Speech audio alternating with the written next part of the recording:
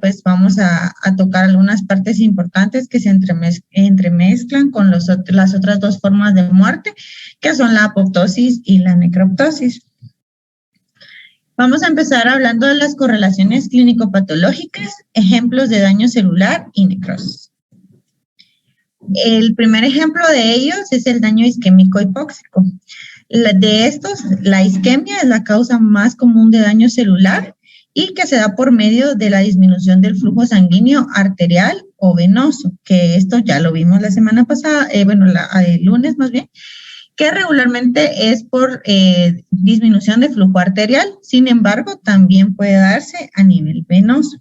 Y la forma más común de isquemia es la que se da de forma mecánica, ¿verdad? Que es ahí sí que porque mecánicamente hay una disminución del flujo porque algo lo está tapando y esto no permite que la sangre corra adecuadamente por los vasos.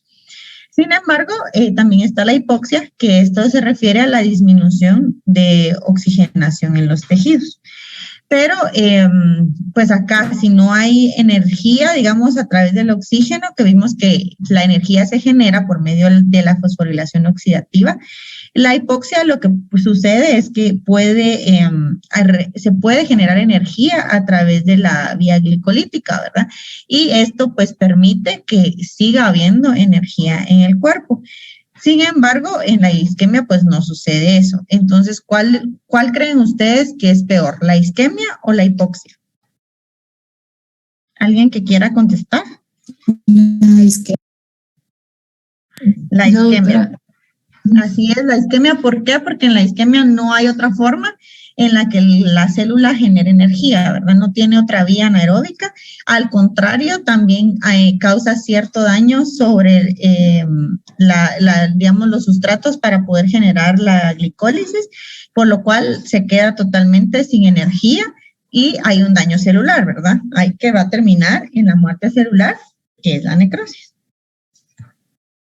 Este dibujito lo vimos la semana pasada, solo es para recordar los mecanismos de la isquemia, que regularmente, como les decía, es por obstrucción mecánica y que da un daño en la mitocondria, entonces no puede haber fosforilación oxidativa, hay una disminución de ATP y esto viene a generar un daño, ¿verdad? Una pérdida de la homeostasis en las bombas de sodio, con menor sodio y un aumento del calcio hacia adentro de la célula, que también lo vimos el día lunes, que vemos que si entra demasiado calcio, la mitocondria también libera calcio, el retículo libera calcio, y esto en lo que termina, ¿verdad?, es en hacer que la célula se dematice, que el retículo endoplasmático se dematice, que haya pérdida de las microbiosidades y se formen estas vacuolas, que pues si no se revierte, va a terminar dañando la célula. Si no hay energía por ATP, lo que les decía, pues ya se genera a través de la glicólisis, pero llega un momento en el que estos sustratos pues también se acaban y hay una disminución del pH que termina por dañar la cromatina nuclear. Y los ribosomas pues también se dañan y como dijimos, si se dañan los ribosomas no hay síntesis de proteínas o hay proteínas que se empiezan a sintetizar de forma inadecuada y también puede generar una señal de alarma hacia la célula y terminar pues por morir. Este también lo vimos solo para recordarles, ¿verdad? Es que la célula normal, si sufre un daño, va a tener todos estos cambios y si progresa, pues se forman estas figuras de mielina que no son más que una señal de que la membrana celular se dañó y termina por llamar inflamación, que esto pues a la larga va a terminar por comerse los orgánulos y terminar en la muerte celular. Entonces, por ejemplo, si estamos hablando de un daño isquémico hipóxico, ¿verdad? Si estamos poniendo de ejemplo el corazón, puede que haya una disminución en el flujo por el taponamiento de una arteria y pueden pasar 60 segundos. No necesita la arteria estar ocluida más de 60 segundos para producir un daño, para que haya una señal de alarma de que el flujo se detuvo y de que hay isquemia. Sin embargo, esto pues no puede verse de forma inmediata, pero lo que sí sucede es que se generan señales, ¿verdad? Que al final son también como señales protectoras del cuerpo que nos dicen que aquí hubo un daño, ¿verdad? Y en este caso sería el factor inductor de la hipoxia 1, que lo que hace es promover la formación de nuevos vasos, estimula vías de sobrevivencia y ayuda a la glicólisis y también la inducción de la hipotermia. Esto quiere decir que, por ejemplo, si para evitar el daño por necrosis se puede poner al cuerpo en condiciones de congelación casi para poder detener el daño y que pues, se pueda regenerar, permitir al factor inductor de la hipoxia 1 que trabaje y que esto pues detenga el daño y que no progrese. Ahora bien, antes de poder ver un cambio morfológico, vamos a tener enzimas que son liberadas también, dependiendo del órgano del que estemos hablando, y que estas vienen como forma protectora también a ayudar a reparar este daño. Pero en el caso de hacer diagnóstico, si seguimos hablando del corazón, por ejemplo, estas nos pueden ayudar en el caso de un infarto. Si se dio por esta oclusión, como les digo, antes de que nosotros podamos ver cambios morfológicos, que podamos ver cambios al microscopio, estas enzimas son liberadas como forma de protección. En el caso del corazón tenemos la mioglobina, tenemos la CKMB, la CK total, las troponinas, que estas horas después del inicio del infarto, de 2 a 4 horas, ya son detectables, ¿no? Y que nos pueden ayudar a hacer diagnóstico antes de, por ejemplo, en el caso del corazón no vamos a hacer una biopsia, ¿verdad? Para poder dar el diagnóstico. Entonces se utilizan estas enzimas que son liberadas para poder hacer el diagnóstico. Pero si pudiéramos verlo en el microscopio, lo veríamos como en esta parte de acá. Pero es que acá vemos el músculo del miocardio, que está normal, y un área de infarto, ¿verdad? Que como dijimos en la clase anterior, son áreas localizadas de isquemia. Se conocen como infarto. Ahora bien, otro de los mecanismos es la lesión por isquemia reperfusión. Y esta puede ser por varios motivos. Por estrés oxidativo, por sobrecarga de calcio intracelular, por inflamación y por la activación del complemento. En esta lo que sucede es que hay un restablecimiento del flujo, ¿verdad? Hay una isquemia y luego se restablece el flujo sanguíneo para evitar el daño, ¿verdad? Para reparar el daño. Sin embargo, a la hora de que el daño es reparado, que el flujo es reinstaurado nuevamente, puede que al contrario de producir un beneficio, a la hora de que el flujo se reinstaura, también produce una lesión. Y ahorita vamos a ver por qué. En el estrés oxidativo, lo que sucede es que a la hora de que hubo la isquemia, se produjeron radicales libres.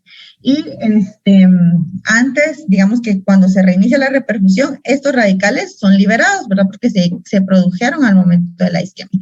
En la clase pasada hablamos de los radicales libres. Entonces, ¿alguien que me pueda decir qué es un radical libre?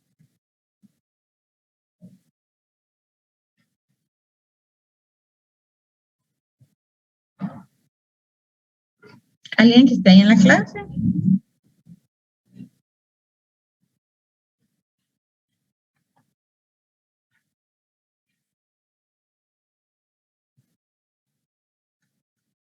Vamos a ver. Doctora,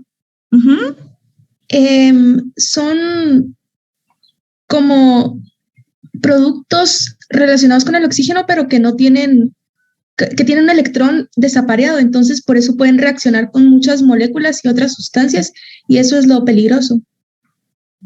Así es. Son especies químicas, ¿verdad? Habíamos dicho que tienen un electrón, como bien dijo su compañera. ¿Quién habló? ¿Cuál es tu nombre? Sara. ¿Sara qué? Blanco. Blanco.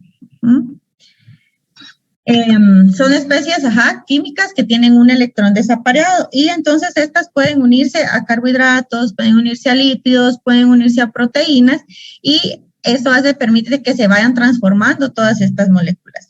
Están muy relacionados tanto al daño celular, que a la larga van a producir enfermedades como cáncer, como envejecimiento, que ya vamos a ir viendo a lo largo también de esta clase. Pero sí, al iniciar la reperfusión, estos radicales libres son liberados. Y lo que sucede es que producen daños a la mitocondria. Si dañan la mitocondria, va a haber un daño a la generación de ATP. también a través de las oxidasas de los leucocitos, que lo que va a hacer es no llamar, ¿verdad? Sino generar que lleguen al sitio de la isquemia estos leucocitos y puedan participar en la reacción inflamatoria, pero eso también es una señal de daño para la célula.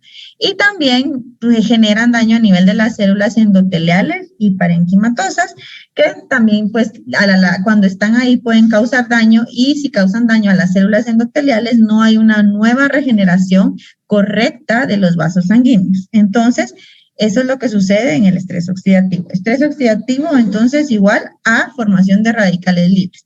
¿Qué van a hacer? Pues dañinos. Vamos a seguir.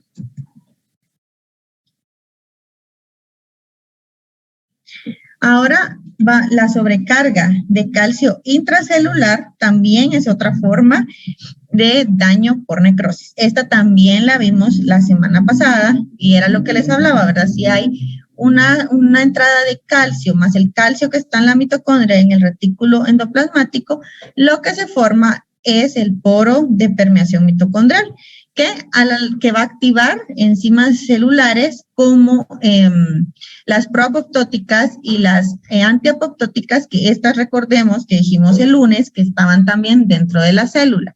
Si hay un poro de permeabilidad, estas no tienen control y empiezan a salir, ¿verdad? Y van a generar también muerte. Hay menor ATP y lo que les decía, ¿verdad? Que hay una alta producción de radicales libres que van a dañar los lípidos, las proteínas y el ADN de la célula.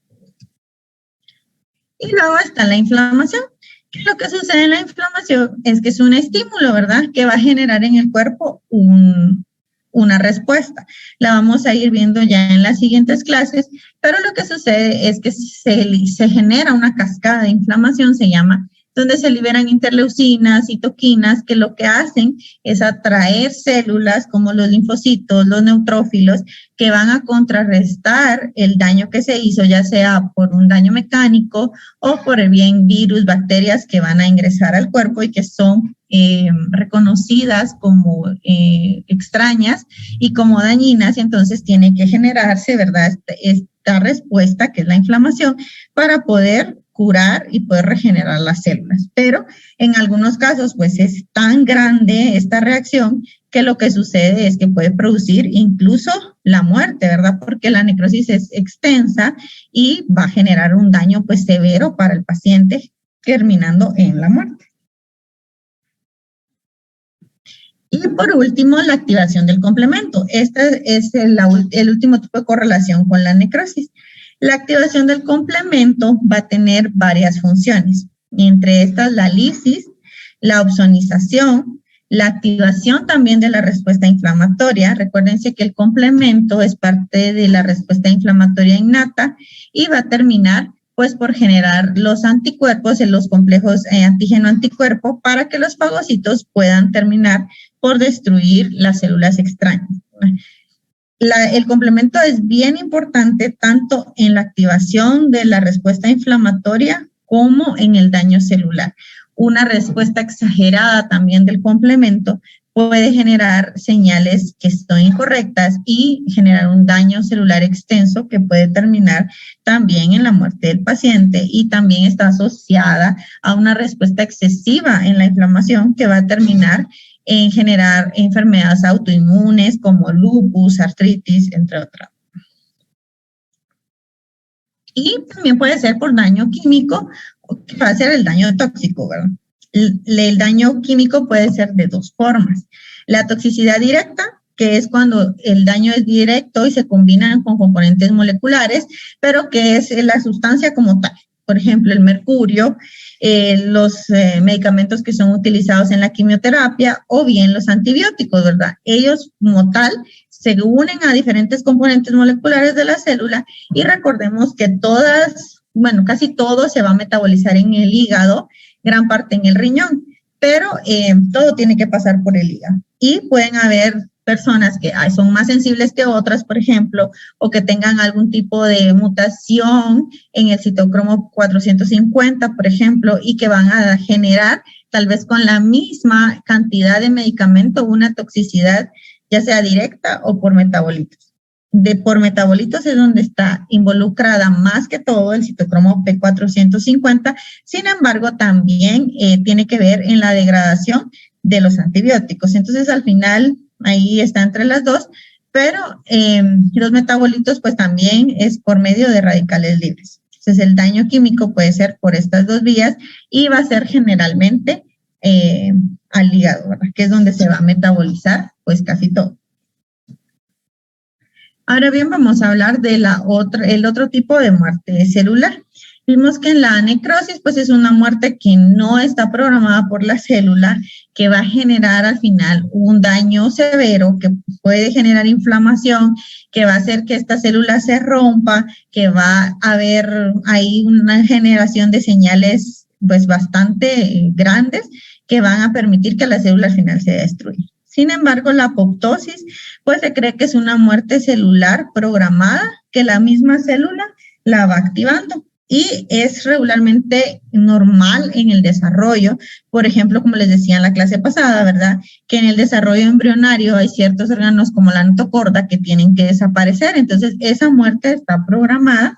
Y en la edad adulta, pues también hay otras células, principalmente a nivel de células germinales, que se tienen que dejar de producir y entonces ahí también es donde pues esta activación de esta muerte está programada desde el inicio de la vida de la célula. Ya sabe que va a tener una actividad, que va a tener un tiempo de vida y que tiene que morir. Regularmente esta tiene asociado enzimas intrínsecas que van a ir degradando el ADN y proteínas citoplasmáticas que también van a ayudar.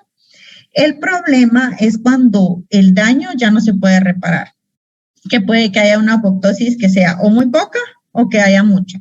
Y entonces esto va a generar un problema pues ya a nivel celular. Si vemos este dibujito, pues está nuestra célula normal. En la necrosis, si vimos que el núcleo sufre varios cambios, como la pignosis, la cariorexis, la cariólisis, quizás las vimos el lunes. Sin embargo, aquí lo que sucede es que el núcleo se condensa, toda la cromatina del núcleo se condensa y se forman, pues sí, pequeñas vacuolas, pero que luego se van separando de la misma célula y el citoplasma, formando lo que se llama cuerpo apoptótico. Toda la célula se empieza a fragmentar en pequeños pedacitos hasta que estos pedacitos van a ser reconocidos por los fagocitos. Estos cuerpos apoptóticos tienen señales también en su superficie que permiten al fagocito pues que tenga esa señal, ¿verdad? De que el fagocito lo vea como una potencial cosa que se va a comer. El libro lo describe como sabroso para el fagocito, pero lo que sucede es que tiene pues estas señales también en su superficie para que sea reconocido y de esta forma pues sea destruido. En esta lo importante es que no se va a generar inflamación ni todo el daño que se ve a nivel ya de los tejidos, ¿verdad? De que pues se queda ya el tejido así como destruido, como una masa sin funcionalidad. Acá no, acá pues el tejido no sufre más allá de eso y se destruye. Aquí podemos ver esta tablita, está muy bonita porque podemos ver las diferencias, ¿verdad? Entre la necrosis y la apoptosis. Si vemos en cuanto al tamaño, en la necrosis, como les decía, está grande, así edematizado. En cambio, en la apoptosis lo que va a hacer es reducirse, ¿verdad? Volverse así chiquitito. Los núcleos en la necrosis sufren los 3 mecanismos. En la apoptosis no, sino que solamente se va a fragmentar en pequeñas partes. La membrana plasmática en la necrosis, pues sí se rompe. En cambio, en la apoptosis no, solamente se altera su estructura, la orientación hacia la bicapa lipídica cambia, pero no se rompe. Los contenidos celulares en la necrosis van a sufrir digestión enzimática y pueden estar afuera de la célula, pero en la apoptosis no. Estas van a quedar incluidos dentro de estos cuerpos apoptóticos. Inflamación en la necrosis sí, en la apoptosis no. Y el rol fisiológico patológico es que invariablemente es la culminación la necrosis de un daño irreversible. Sin embargo, la apoptosis regularmente va a ser fisiológica, es porque se están eliminando, como les decía, estas células que ya no se necesitan y que también pues puede ser obviamente la muerte en algún tipo de daño, principalmente cuando hay daño al ADN, que se genera esta señal de, bueno, está dañado el ADN, tiene que morir esta célula. Las causas de la apoptosis. Puede ser fisiológica, que esta es para mantener una cantidad adecuada de células y de calidad. No solo tiene que haber una cantidad de células, sino que estas células tienen que tener el ADN intacto. Si el ADN está dañado, esta célula ya no es de calidad. Se da, como les decía, en la embriogénesis, tiene un rol bien importante en la implantación, en la organogénesis, en la involución y en la metamorfosis, ¿verdad? Todos los órganos que se van a diferenciar de las diferentes capas tienen que, algunos de ellos, pues muchas células de estas mueren para poder que estos órganos vayan y sean como maduros. Y también en la involución es importante, como les decía, cuando pues la mujer y el hombre llegan a edades ya adultas, tiene que haber un cese en la producción de óvulos, un cese en la producción de espermatozoides, y aquí también es donde está relacionada la apoptosis. Tejidos dependientes de hormonas en el endometrio, por ejemplo, las mujeres cada vez que sufrimos nuestro ciclo menstrual hay una serie de células que sufren apoptosis ahí, los ovarios también, las mamas, cuando una mujer embarazada da a luz y termina de lactar, todas estas células que estaban pues proliferando para que pudiera haber producción de leche también tienen que morir. Y en la próstata, pues cuando los hombres son sometidos a castración, hay un cese de estímulo dependiente de hormonas, entonces tienen que morir estas células. También puede ser por pérdida celular en poblaciones. Por ejemplo, los linfocitos en los centros germinales, llega un momento en que el linfocito cumple su tiempo de vida y ya no es útil, entonces tiene que morir. También, por ejemplo, en las células epiteliales de las criptas, cuando terminan, digamos, su producción de mucina normal, estas células también tienen que morir. Otra de las causas importantes es la eliminación de linfocitos reactivos. Estos linfocitos reactivos, pues puede que hayan generado un estímulo a realmente una neoplasia, pero puede ser también que hayan generado un estímulo a otros daños, como por ejemplo virus, bacterias, alguna inflamación, y estos linfocitos quedan, se le llama reactivos cuando quedan con atipias, ¿verdad? Cuando ya el linfocito no es normal, tiene cambios morfológicos y pues este también tiene que ser eliminado. De lo contrario, estos linfocitos reactivos pueden de alguna manera empezar a reproducirse de esta forma inadecuada y terminar pues en una neoplasia. Y las células que han cumplido su propósito, por ejemplo, en una respuesta inmune, ¿verdad? Hubo un daño, hay inflamación, llegan todas las células, cumplen su trabajo, no se pueden quedar ahí. Tienen que morir para que esté la homeostasis de la célula en adecuadas condiciones. Pero también puede ser patológica. Como les decía, la principal causa es el daño al ADN y el mal plegamiento de las proteínas, que esto tiene que ver con un estrés del retículo endoplásmico.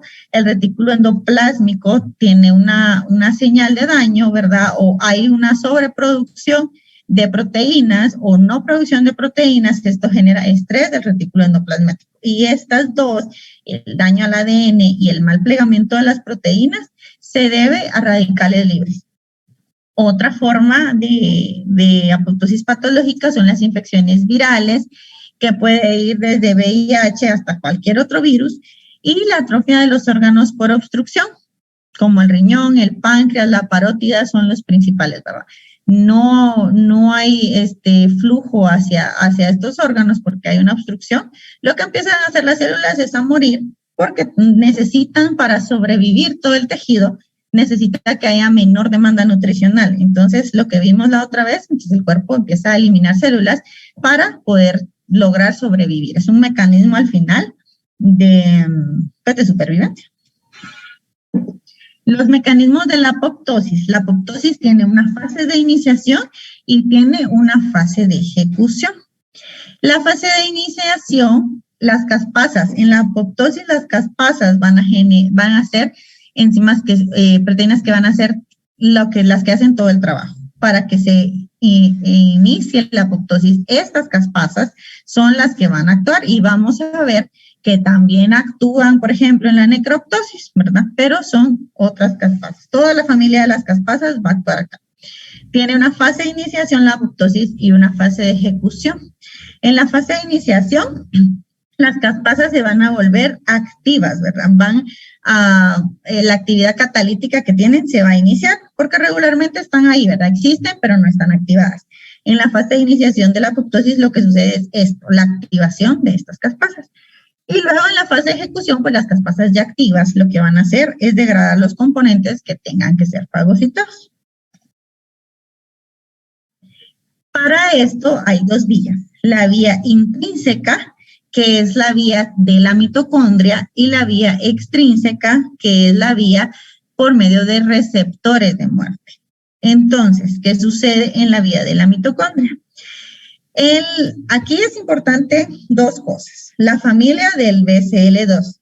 La familia del BCL2, como vemos acá, BCL2 y BCLXL, que son los reguladores, estos son los que están regularmente, como dice la palabra, regulando.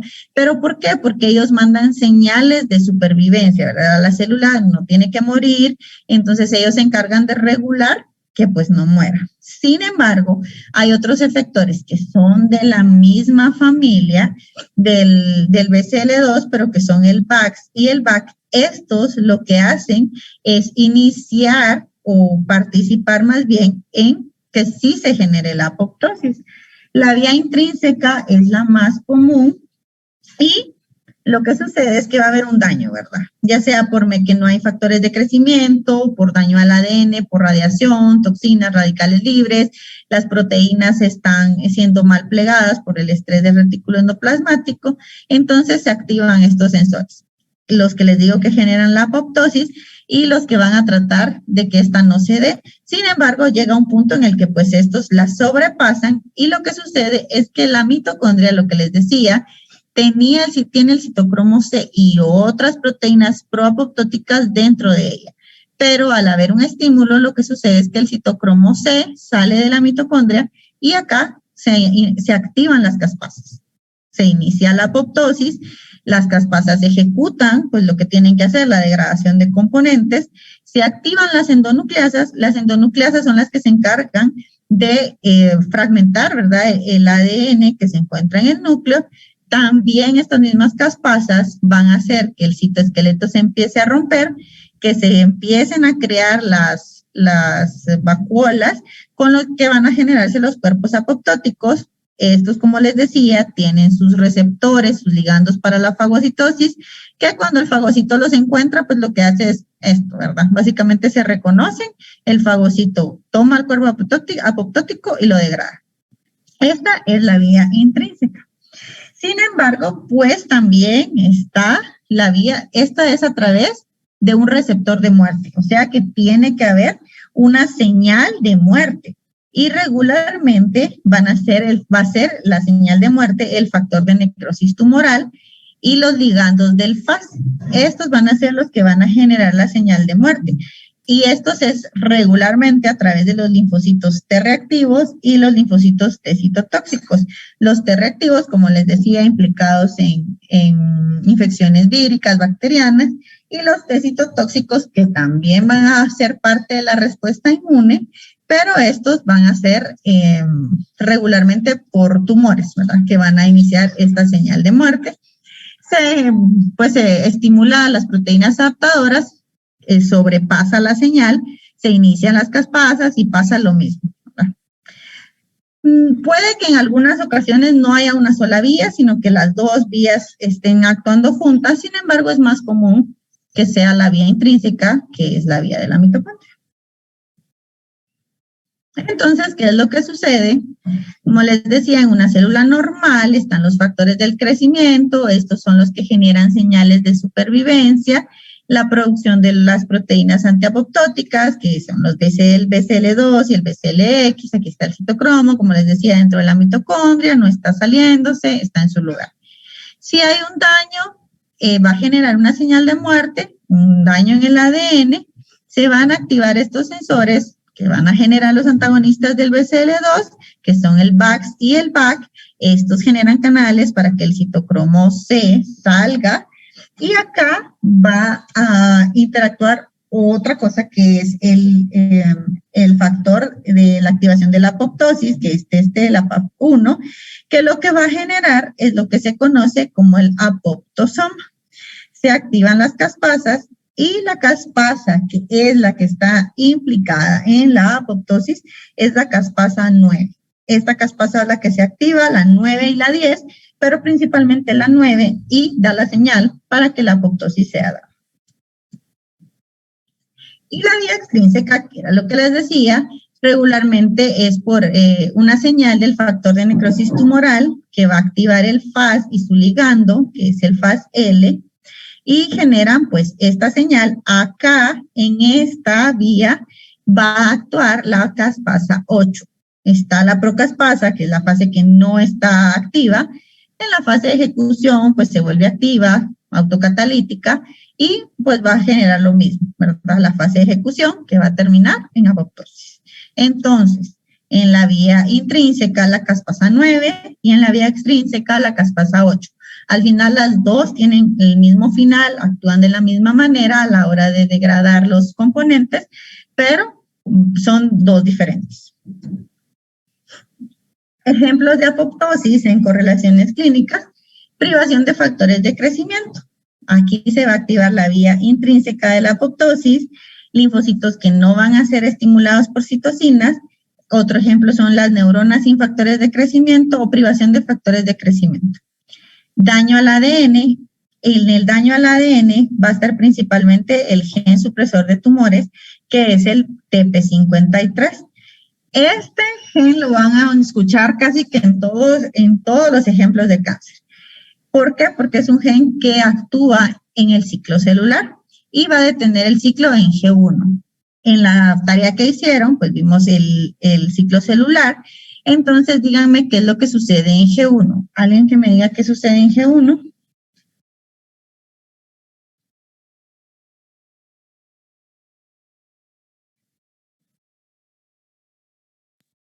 Recording stop. El crecimiento celular. El crecimiento celular. Pero en G1, ¿qué pasa en el ciclo celular? Perdona, es que no te escuché.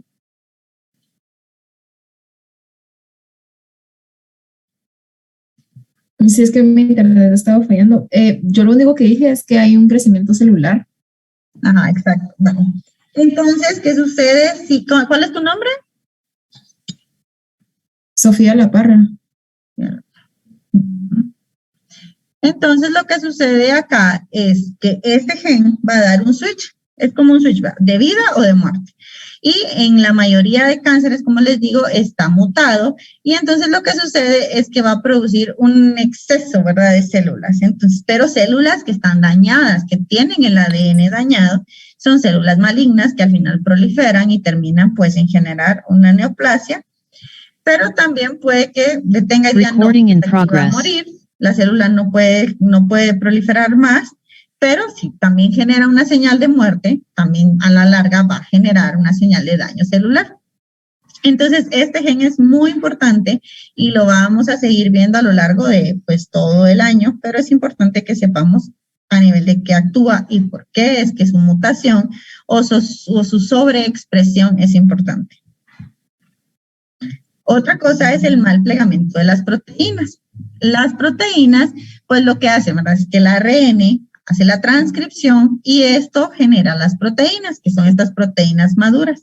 Pero acá actúan otras enzimas que son las chaperonas, ¿verdad?, que estas son las que se encargan, generan señales en el ARN que van a hacer que la proteína que madure pues esté plegada correctamente.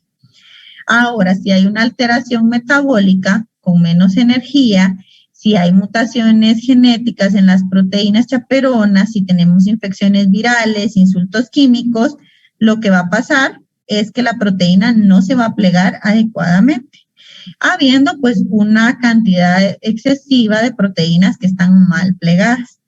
Esto va a generar un estrés en el retículo endoplásmico, pues porque este es el encargado del plegamiento de las proteínas. Hay una mayor demanda que sobrepasa la capacidad de plegamiento. Y entonces la adaptación falla. No sirven estas proteínas, tienen que morir. Daño a la célula. Pero puede ser que este estrés, si la célula se logra adaptar, genere una respuesta correcta, se disminuya la síntesis de proteínas, pero aumenten las chaperonas y la proteína se plegue de forma adecuada. Pero si sobrepasa, ¿verdad?, el estrés del retículo endoplásmico, no se puede adaptar y de nuevo va a generar apoptosis.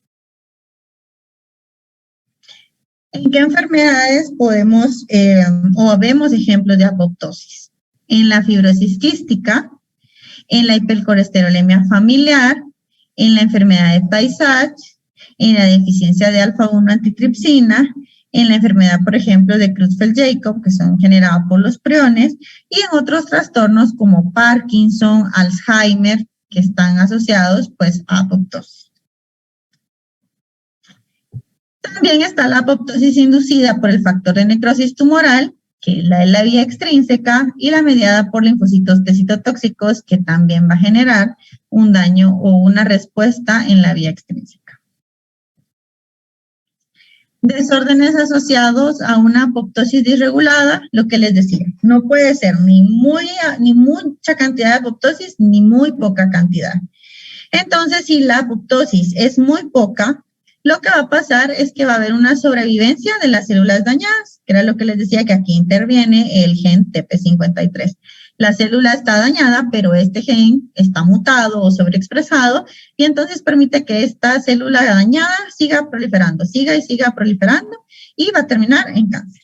O bien, linfocitos reactivos que están pues ya mal, y empiezan a reproducirse, a replicarse, pues no son linfocitos adecuados, y lo que va a terminar es en generar una enfermedad inmune. Este mecanismo de poca apoptosis y los linfocitos reactivos es lo que se cree que es la base de todas las enfermedades inmunes. No hay suficiente apoptosis, los linfocitos reactivos van a proliferar y va a generarse una enfermedad inmune.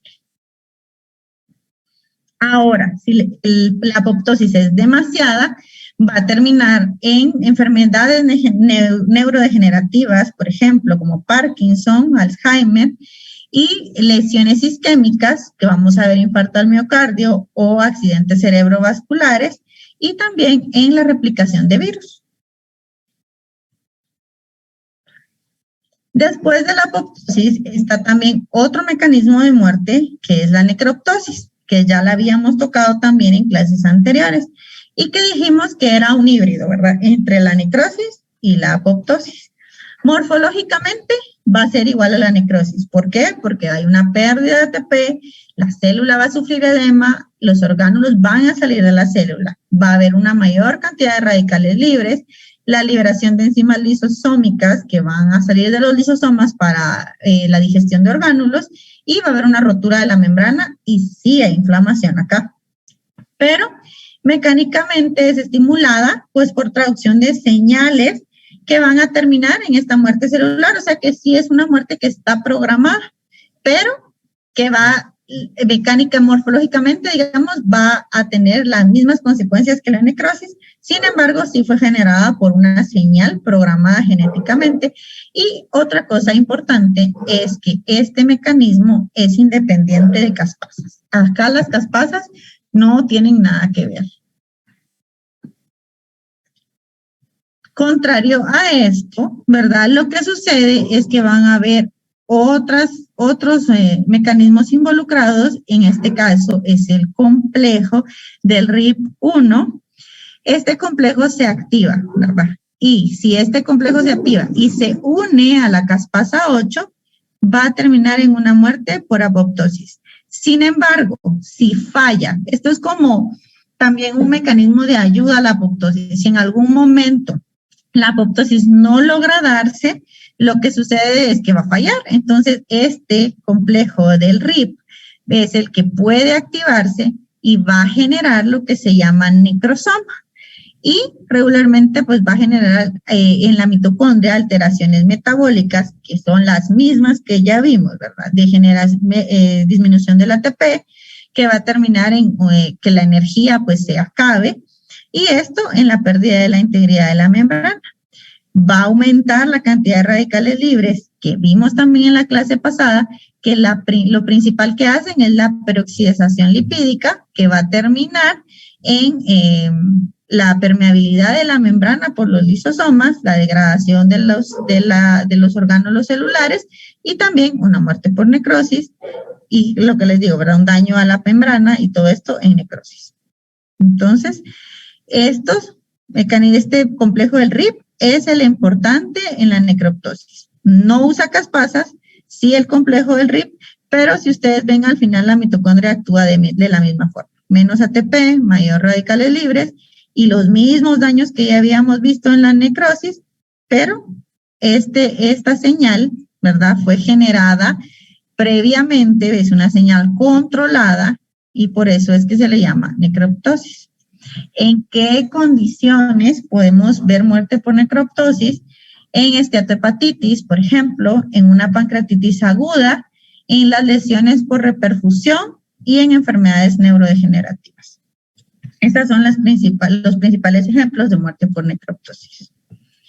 Y hay otro tipo de muerte también, que es la piroptosis, que tiene cierta semejanza con la apoptosis, pero esta es regularmente la que causa la muerte de ciertos microbios que logran entrar al citosol y lo que hace es que se favorece la liberación de IL-1, que es una interleucina, que lo que genera es fiebre, ¿no? Y que por eso es que en determinada infección viral, bacteriana, uno de los signos va a ser fiebre, ¿verdad? Pero es por esto, porque es una señal y una forma de que el cuerpo consigue deshacerse del microbio y es a través de esto, de generar interleucina 1, que a la larga va a generar el mismo tipo de muerte por apoptosis.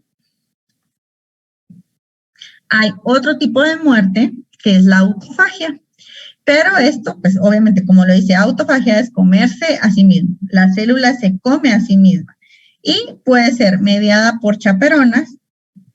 Está la microautofagia también, que lo que sucede es la invaginación de la membrana lisosómica para que se libere el material, y la macroautofagia, que es la forma principal de autofagia, que implica el secuestro y transporte de porciones del citosol en una vacuola de doble membrana que se va a llamar autofagosoma. La autofagia, como les decía, solo va a darse en situaciones extremas, en que el cuerpo pues necesita sobrevivir de alguna manera.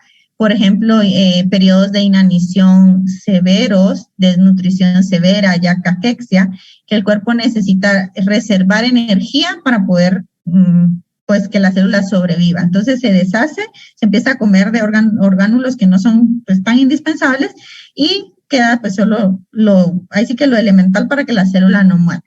En estas circunstancias es que el cuerpo utiliza como mecanismo de defensa la autofagia. Entonces va a ser, como les decía, por señales de estrés, y en la autofagia están involucrados también los genes ATG. Entonces lo que sucede acá es que se inicia, ¿verdad? Va a iniciarse, hay un complejo de iniciación, están los orgánulos citoplasmáticos, hay un complejo de nucleación y tiene estas fases. La fase de iniciación, que es pues la activación de la autofagia. Aquí interviene una proteína que se llama LC3, que lo que va a permitir es que esto que les decía acá, ¿verdad? Que se va a formar el autofagosoma, es esta formación de esta capa que se tiene que elongar para poder cerrarlo. El autofagosoma, pues al final se vuelve una cosa cerrada, un tipo de vacuola cerrada. Luego lo que va a sufrir es que se va a fusionar con los lisosomas. Aquí puede sobrevivir el autofagosoma un tiempo, estos cambios pueden revertirse, pero al final de esto se va a unir a los lisosomas, las hidrolasas lisosomales van a activarse y al final se va a degradar. Y todo esto va a ser metabolitos de desecho. ¿En qué situaciones vemos autofagia?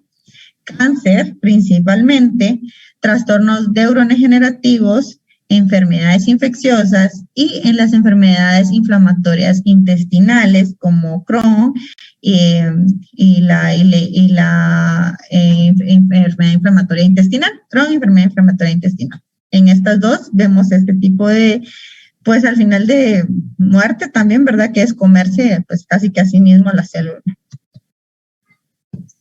Ahora vamos a hablar de acumulaciones intracelulares. Estas acumulaciones se dan al final casi que todas como un residuo de que hubo un daño celular, ya sea que se haya reparado o haya terminado con la muerte de la célula. En muchos casos van a quedar estas acumulaciones que lo que nos van a decir al final es que hubo un daño a la célula. Hay 4 formas de ellas. La primera es un metabolismo anormal. El más común de todos es un metabolismo anormal de las grasas y que lo vamos a ver pues en los órganos que principalmente se encargan de la degradación de grasas, que es el hígado, pero también puede verse, por ejemplo, en el riñón.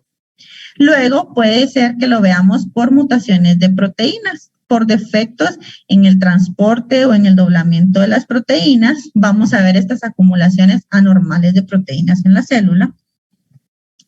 También puede ser porque se haya perdido una enzima, ¿verdad? Que solo esté el complejo, más no hay una enzima que vaya a generar un producto, y lo que va a hacer es que una enfermedad lisosomal es uno de los mejores ejemplos de estos. Va a haber esta acumulación de este material endógeno, pues que no puede ser liberado, pues porque no está la enzima. Y también puede ser por la acumulación de materiales exógenos, que es obviamente materiales que la célula no puede digerir porque no pertenecen a la célula y que al final se terminan acumulando pues en el citosol. Vamos a hablar primero de los lípidos. En los lípidos podemos ver la esteatosis, que es el cambio graso. Aquí lo que vamos a ver son acumulaciones anómalas de triglicéridos en las células parenquimatosas. Regularmente les decía, se va a ver en el hígado, que es el que se encarga pues casi de toda la degradación de grasas, pero también puede verse corazón, músculo, riñón. También puede ser por toxinas, por una desnutrición proteínica, por diabetes, obesidad, pero también puede verse en otras condiciones como la anoxia y el alcohol. El colesterol y los ésteres de colesterol, en cambio, lo que vamos a ver es la aterosclerosis. Principalmente esto se va a ver en el corazón, pero también pueden haber otras condiciones como los xantomas, que lo que significa es que hay macrófagos que van a estar fagocitando este colesterol, y lo vamos a ver generalmente en hiperlipidemias hereditarias o adquiridas que van a producir lesiones en piel y en tendones.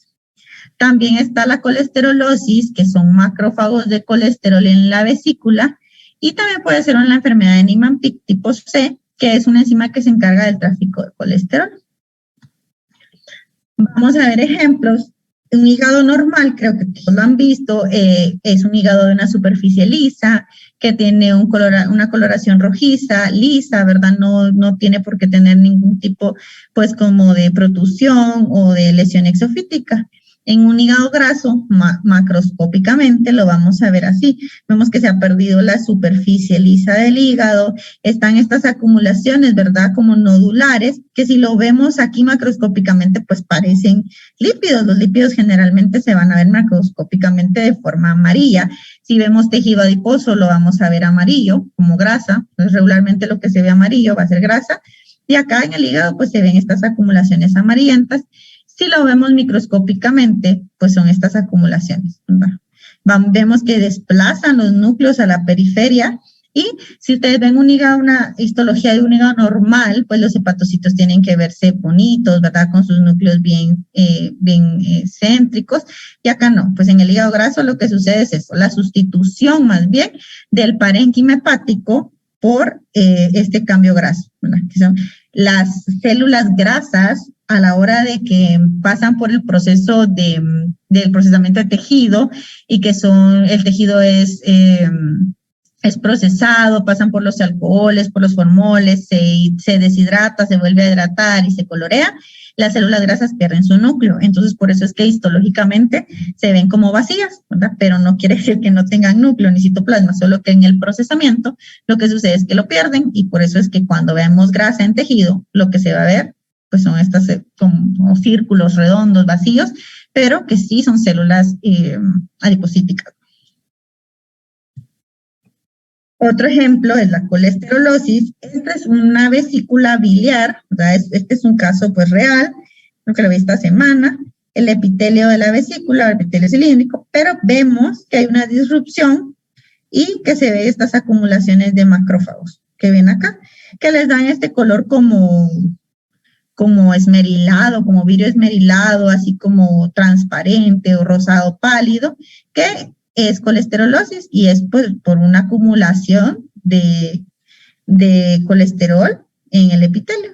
Es un hallazgo bien común en las vesículas de personas pues, que tienen colecistitis crónica. No cambian nada el diagnóstico, no genera un peor pronóstico, pero pues sí quiere decir que había una vesícula que su epitelio pues estaba sufriendo daños y que al final pues se quedó estos depósitos de colesterol. Los xantomas, como les decía, que son acumulaciones generalmente en la piel, en los tendones. Los lugares más comunes van a ser los ojos, es donde muy comúnmente se encuentran. También frecuentemente se encuentran en las orejas, pueden hacer ahí las acumulaciones de lípidos. Y pues cómo se van a ver histológicamente, igual, ¿verdad? Aquí se ve el epitelio escamoso, ¿verdad? De la piel. Y vemos entre ellas pues los adipocitos, ¿verdad? Que son estos depósitos de grasa. Proteínas también pueden acumularse. ¿Y cómo se van a ver en los tejidos? Se van a ver como gotitas redondas, eosinófilas, vaculadas y que pueden también estar como agregados en el citoplasma. Uno de los ejemplos más comunes es la resorción de estas gotitas en los túbulos renales en pacientes que tienen proteinuria por insuficiencias renales, ¿verdad? También pueden verse como cuerpos de Russell, que son proteínas normales que van a ser excretadas en grandes cantidades. Puede ser por un transporte defectuoso, por acumulación de estas proteínas citoesqueléticas o por agregación de proteínas normales. El ejemplo más común, la proteinuria, como les decía, vemos aquí los glomérulos y están pues estas gotitas vaculadas que se ven bien eosinófilas, bien basófilas, ¿verdad? Y que lo vemos pues son como bolitas, ¿verdad? Como puntitos y pues son por proteinuria, es un hallazgo frecuente en pacientes con proteinuria. También están los cambios hialinos, que son por alteraciones en las células o en el espacio extracelular y le va a dar al tejido un aspecto homogéneo, vítreo, rosado, y el término histológico realmente pues solo es descriptivo, ¿verdad? Es cuando vemos algo, como les digo, así como vítreo, rosado, que al final es un cambio también de degeneración, ¿verdad? Que quiere decir que es una lesión que ya tiene muchísimo tiempo, que ya ni siquiera se ve necrosis, sino que ya solo quedan cambios hialinos, porque la lesión es una lesión antigua, por ejemplo, y es esto que se ve acá. Este es el cambio hialino. Se ve también frecuentemente en placentas que han sufrido isquemia regularmente y que pues al final ha habido necrosis, pero aún así el embarazo llegó a término, pero se ven estas lesiones como estos cambios hialinos en las placentas, que quiere decir que pues la placenta estuvo sufriendo algún tipo de isquemia, y también pues en el caso de los abortos, por ejemplo, o de óbitos fetales, pues también es necesario estudiar la placenta, tanto en pacientes que llegaron a término para buscar infecciones, pero es más importante verlas en embarazos, ¿verdad? O si quedan restos placentarios en los abortos, porque sí se pueden encontrar hallazgos que nos pueden decir, bueno, acá había algo malo.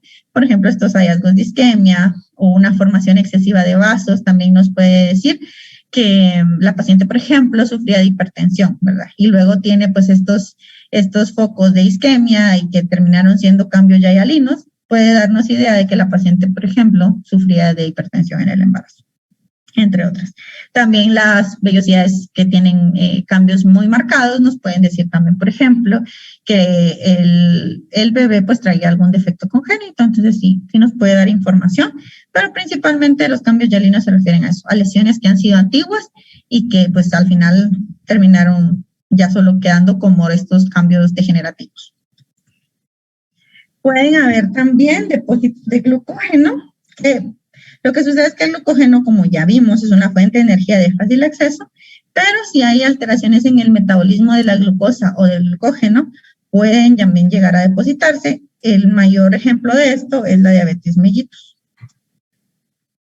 Y podemos encontrar también pigmentos exógenos y pigmentos endógenos. Los pigmentos exógenos pues van a ser los que no pertenecen al cuerpo, ¿verdad? Como el carbón. El mayor ejemplo de esto es en la antracosis y en la neumoconiosis del minero. Esto es porque la antracosis es muy común, que creo que todos la tenemos si nos examináramos histológicamente nuestros pulmones, y es por contaminación ambiental, ¿verdad? Porque estamos inhalando carbón de los carros, del ambiente, y este pigmento al final se queda en el pulmón. Y otro de los pigmentos más comunes, pues es el de los tatuajes, que se queda también en la piel. Y los endógenos puede ser lipofusina, por ejemplo, es uno muy común. La melanina, también, que la melanina es normal en los melanocitos. Sin embargo, en algunas neoplasias, como el melanoma, que es el más común, lo vamos a encontrar intracelular. Y esto pues nos ayuda al diagnóstico, pues porque la melanina es el único pigmento oscuro del cuerpo, ¿verdad? Entonces, si encontramos melanina, por ejemplo, en una lesión de abdomen o en un ganglio, no es normal, ¿verdad? Nos indica que ahí pues hay un melanoma. Y también la hemosiderina, que la vamos a encontrar en pacientes que sufren pues de una sobrecarga de hierro y que tienen esta sobrecarga de hierro al final se acumula en diferentes órganos, por ejemplo hígado, y que se conoce como hemosiderosis, ¿verdad? Pero también la podemos encontrar en situaciones donde hubo hemorragia y que al final los macrófagos están fagocitando, los histocitos están fagocitando ahí la sangre vieja, y es lo que se conoce como hemosiderina. Pero también en otras patologías, por ejemplo, endometriosis, ¿verdad? No es normal que encontremos hemosiderina, por ejemplo, en una trompa de falopio o en un ovario, ¿verdad?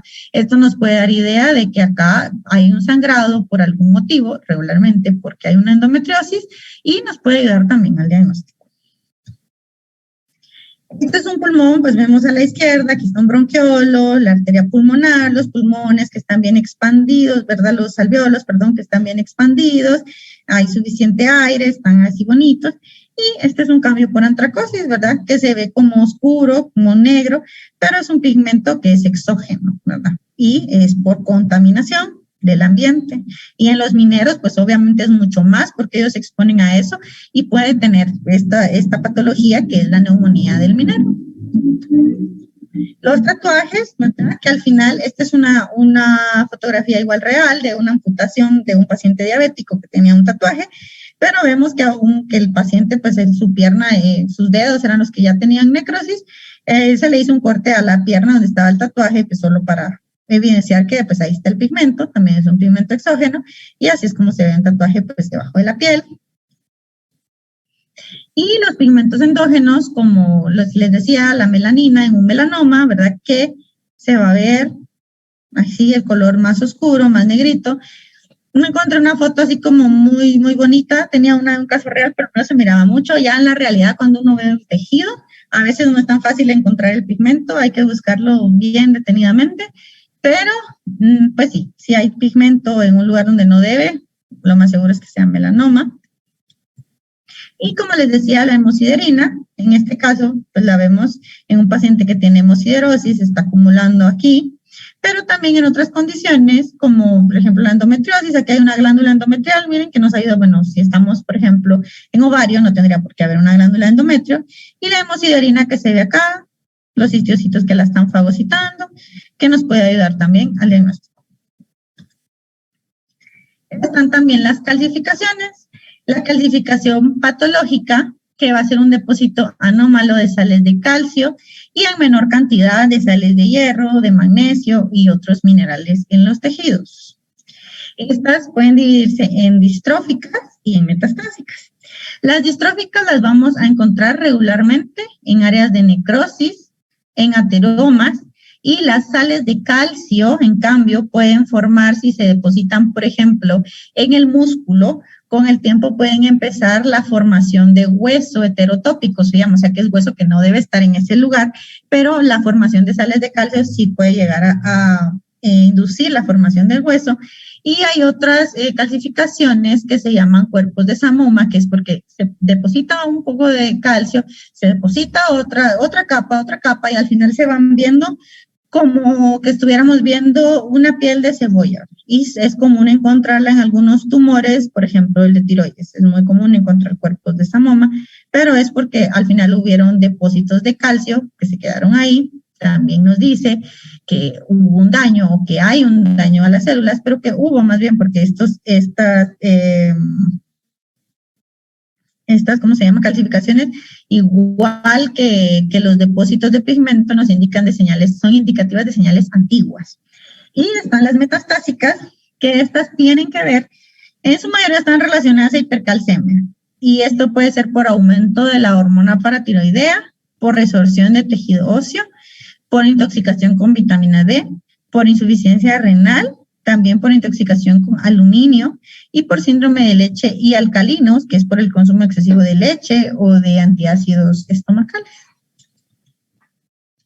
Y por último vamos a hablar un poco del envejecimiento celular. Debido al deterioro de la función y la viabilidad celular, causado por anomalías genéticas y por la acumulación de efectos nocivos celulares y moleculares asociados a estímulos externos. O sea que al final la célula envejece, ya sea porque ha terminado de cumplir su función o porque tiene alguna anomalía genética o tiene una acumulación de efectos que le han ido haciendo daño y que generan pues el envejecimiento de la célula. El envejecimiento se puede dar por varios mecanismos, no solo estos, hay muchos más descritos, pero estos son los que menciona en el capítulo de su libro, que es por radicales libres, que va a ser pues por daño, ¿verdad? Como ya vimos de los radicales libres a la exposición solar, principalmente es el principal productor de radicales libres, o daños que van a terminar en daños en el ADN.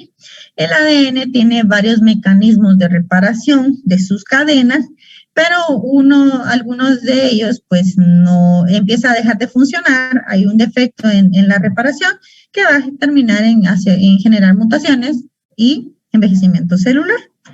También está el acortamiento de los telómeros. Los telómeros están, el cromosoma está dentro del núcleo de la célula. El telómero es la parte como el final del cromosoma. Todos que están acá, hay telómeros acá y telómeros acá.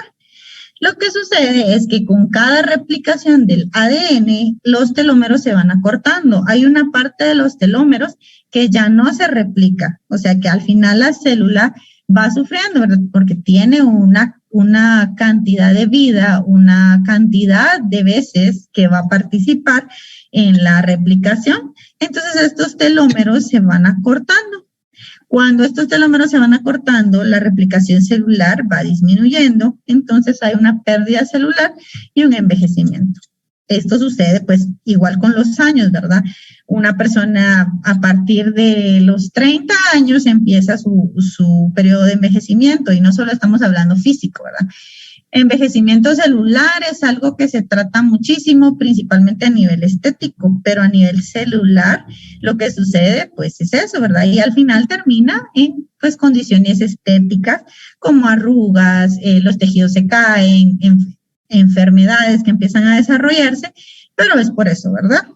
Porque hay una pérdida también de las funciones celulares, la célula tiene que envejecer y pues va a terminar en eso, en envejecimiento. También otra forma es el defecto en la homeostasis de las proteínas y esto es porque las chaperonas también van a disminuir.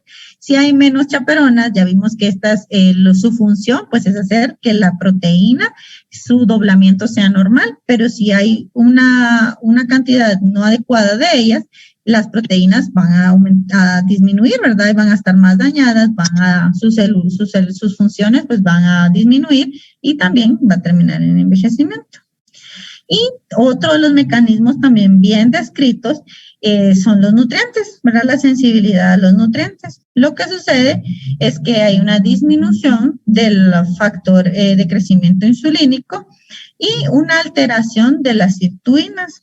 Esto es bien interesante porque se ha pues no se cree y se ha comprobado que los pacientes que tienen una dieta pues menor, que comen menos, van a tener pues menor problema de envejecimiento. Es importante entonces hablar no solo de una dieta buena por salud, sino que también vemos que a nivel celular todo lo que le metamos a nuestro cuerpo al final va a ser beneficioso o dañino.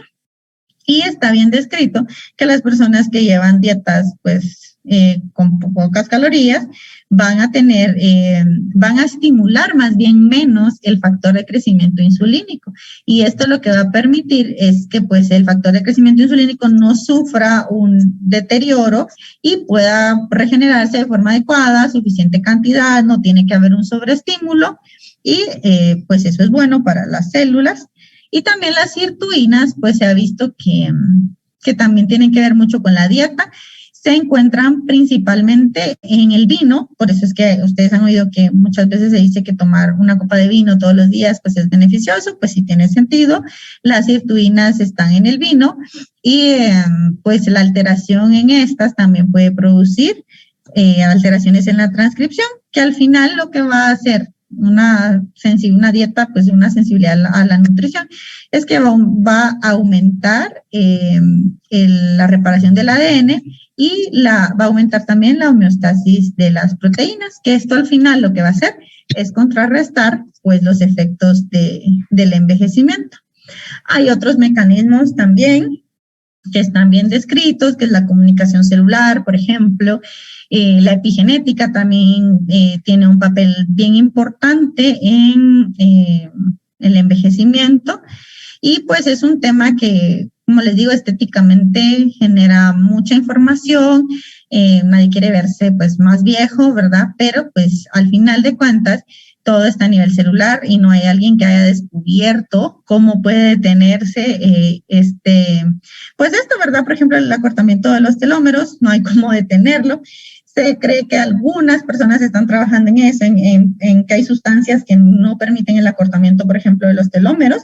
Imagínense si alguien descubriera cómo hacer que esto suceda, pues no envejeceríamos, ¿no? Igual que las chaperonas pues sigan existiendo en la misma cantidad, nuestras proteínas se seguirían doblando bien, ¿verdad? Habría una adecuada transcripción, pero no, hasta el momento no hay nadie que tenga la cura al envejecimiento y por tanto pues vamos a seguir envejeciendo, nuestras células van a seguir envejeciendo y esa es pues la causa de por qué con la edad también empieza el desarrollo de otras enfermedades. Bien, ¿alguien tiene alguna duda o comentario?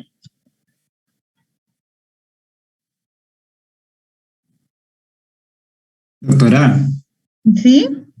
yo tenía una duda con respecto a las calcificaciones distróficas. Esto ocurre en la necrosis, pero también puede ocurrir en la necroptosis.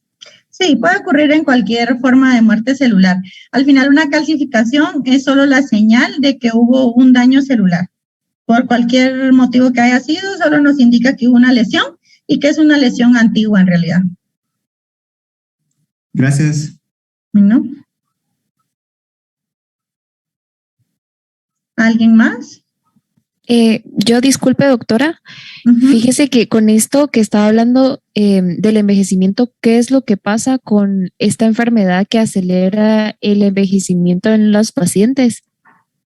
Lo que sucede es que hay más señales. Esta creo que tiene que ver más bien con lo del doblamiento de las proteínas. Es la enfermedad de Werner, creo. Y lo que sucede es que las chaperonas pues se dañan con más facilidad y las proteínas empiezan a doblarse de forma inadecuada en un tiempo menor al que lo haría una persona normal. Entonces hay un envejecimiento prematuro. ¿Y el factor predominante en este caso sería a nivel genético? Sí. Ah, ok. Gracias, doctora. Bueno. Doctora, yo más que todo tenía duda, pero sobre hasta qué tema iríamos a llegar la otra semana del capítulo 3. En la primera clase vamos a llegar hasta inflamación crónica granulomatosa. En la de lunes. Ah, está bien. Muy bien, gracias.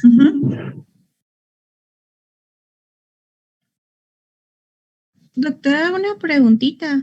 Ujú. El lunes todavía recibiríamos la clase hasta las 4 y ya el otro día de clases ya sería en el horario normal.